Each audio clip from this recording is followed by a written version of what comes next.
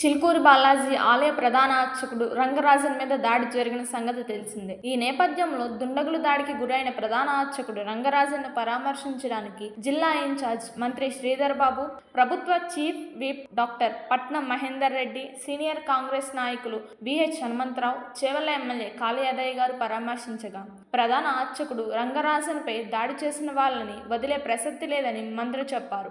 రాష్ట్ర ప్రభుత్వ తరపు నుంచి అర్చకులకు పూర్తి మద్దతుంటుందని భరోసా ఇచ్చారు. దాడి చేసిన వారిలో కొందరిని ఇప్పటికే పోలీసులు అరెస్ట్ చేశారు. ఇక్ష్వాకు వంశస్థుల పేరుతో సుమారు 20 మంది వరకు రంగరాజన్ ఇంటిపై దాడికి పాల్పడ్డారు. రామరాజ్య స్థాపన పేరుతో వీర రాఘవరెడ్డి అనే వ్యక్తి అనుచరులతో కలిసి రంగరాజన్ ఇంట్లోకి చొరబడి హంగామా సృష్టించారు. నల్ల రంగు దుస్తులు ధరించి ప్రైవేట్ సైన్యాన్ని తలపించేలా వచ్చిన గుంపు చిలుకూరి బాలాజీ ఆలయ సమీపంలో ఉన్న రంగరాజన్ ఇంట్లోకి చొరబడి రంగరాజన్ కింద కూర్చోబెట్టి వీరరాఘవరెడ్డి అనే వ్యక్తి ప్రశ్నలు సంధిస్తూ నీకేమీ తెలియదని, పురోహితుని రూపంలో ఉన్న కపట వేషధారివి అంటూ రంగరాజన్ను దూషిస్తూ అవమానించారు. తాము రామరాజ్య స్థాపన కోసం పోరాడుతున్నామని, తమకు సహకరించాలని ప్రధాన అర్చకుని బెదిరించారు. ఇందుకు సంబంధించిన వీడియో ఇప్పుడు సోషల్ మీడియాలో వైరల్గా మారింది.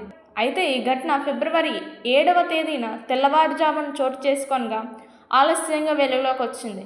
అర్చకులు రంగరాజన్, ఆయన కుమారుడు చిలుకూరి బాలాజీ ఆలయ managing committee chairman M V Soundararajan కలిసి మొయినాబాద్ పోలీసులకు ఫిర్యాదు చేశారు. తన ఇంట్లోకి గుంపుగా వచ్చిన దృశ్యాలు సీసీ కెమెరాలో రికార్డ్ అవ్వగా వాటిని పోలీసులకు అందజేశారు. పోలీసులు సీసీటీవీ ఫుటేజ్ ఆధారంగా, అలాగే ప్రధాన అర్చకులు చెప్పిన సమాచారం మేరకు దాడి చేసిన వారందరినీ వెతికి పట్టుకునే ప్రయత్నం చేస్తామన్నారు.